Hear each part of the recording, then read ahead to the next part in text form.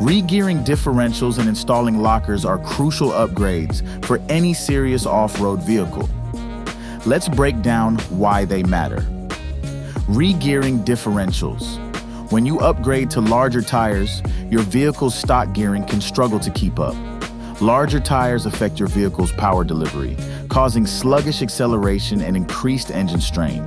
Re-gearing corrects this by adjusting the gear ratios inside your differentials, ensuring that your engine operates efficiently and maintains optimal performance. This means better acceleration, improved torque, and a smoother driving experience on and off the road.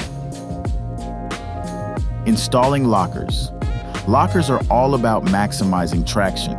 In challenging off-road conditions such as mud, rocks, or steep inclines, lockers ensure that all your wheels turn at the same speed. By locking the wheels together, you prevent one wheel from spinning faster than the others, which improves grip and stability. This translates to enhanced control and the ability to tackle more difficult terrains with confidence. In summary, re-gearing restores your vehicle's power balance after upgrading tires, while lockers boost your traction and stability on tough trails. Together, they transform your off-road capabilities, making every adventure more accessible and enjoyable.